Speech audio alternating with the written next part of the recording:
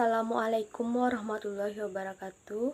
Perkenalkan, nama saya Syarifah Aini dengan NIM 1916010001.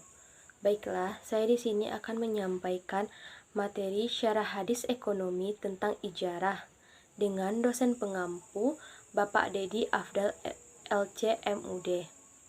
Baiklah, langsung saja kita masuk ke pengertian ijarah.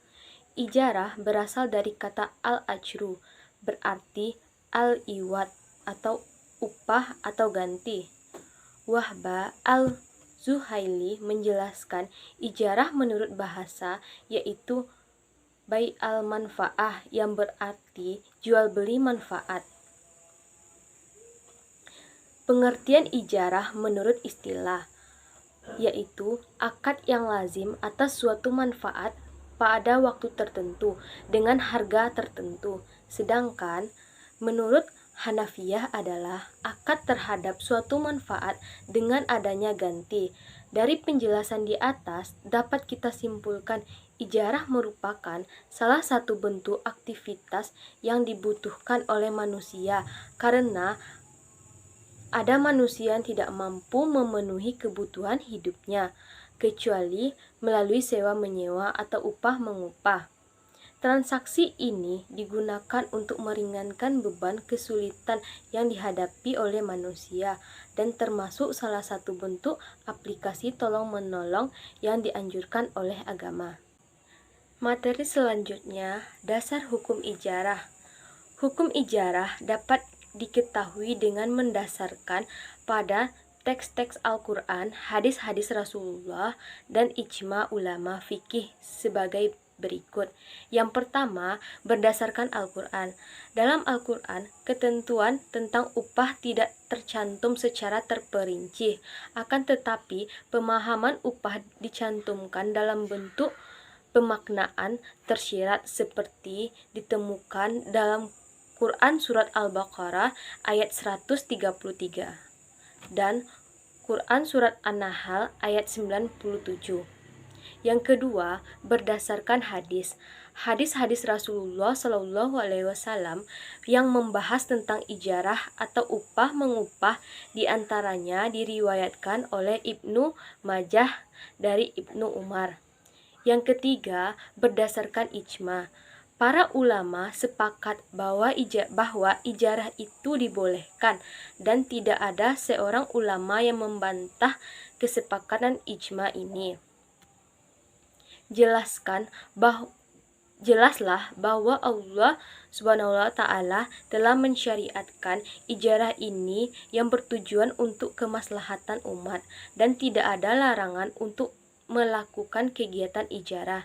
Jadi, berdasarkan nas Al-Quran, sunnah, atau hadis dan ijma tersebut, dapat kita tegaskan bahwa hukum ijarah atau upah mengupah boleh dilakukan dalam Islam, asalkan kegiatan tersebut sesuai dengan syarat. Materi selanjutnya yaitu hukum dan syarat ijarah. Yang pertama, rukun ijarah. Menurut Hanafiyah, rukun dan syarat ijarah hanya ada satu, yaitu ijab dan kabul, yaitu pernyataan dari orang-orang yang menyewa dan menyewakan.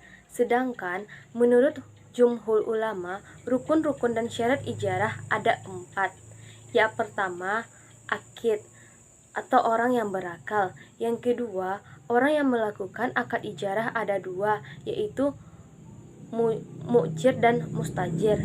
Mu'jir adalah orang yang memberikan upah atau menyewakan, sedangkan mustajir adalah orang yang menerima upah atau melakukan sesuatu dan yang menyewakan sesuatu. Yang ketiga, sikhat akad, yaitu suatu ungkapan para pihak yang melakukan akad berupa ijab dan kabul adalah permulaan penjelasan yang keluar dari salah seorang yang berakad sebagai gambaran kehendaknya dalam mengadakan akad ijarah. Yang keempat, ujroh atau upah. Syarat-syaratnya sebagai berikut. Yang pertama, sudah jelas atau sudah diketahui jumlahnya, karena ijarah akan timbal balik. Karena itu, ijarah tidak sah dengan upah yang belum diketahui. Yang kedua, uang yang harus diserahkan bersamaan dengan penerimaan barang yang disewa.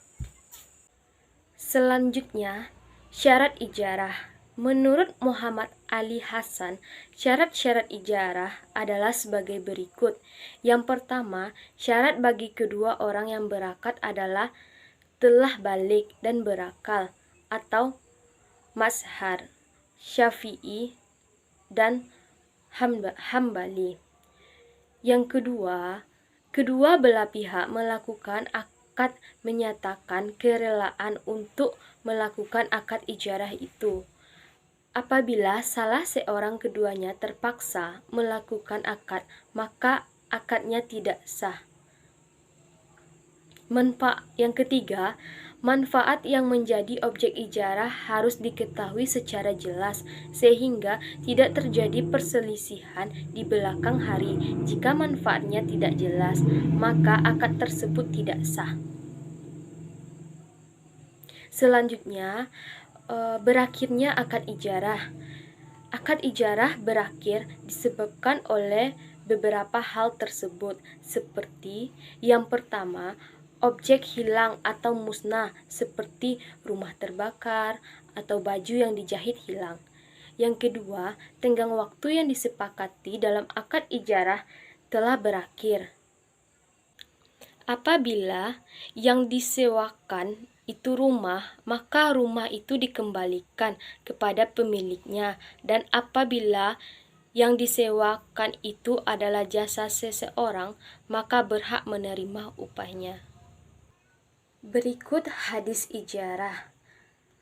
An Abdillahi ni Umara qala Rasulullahi sallallahu alaihi wasallam a'tu ajira ajrahu qabla an yajiffa araqahu. Rawahu Ibnu Majah. Diriwayatkan dari Abdullah ibnu Umar, ia mengatakan Rasulullah Shallallahu Alaihi Wasallam berkata, berikanlah upah orang upahan sebelum kering keringatnya.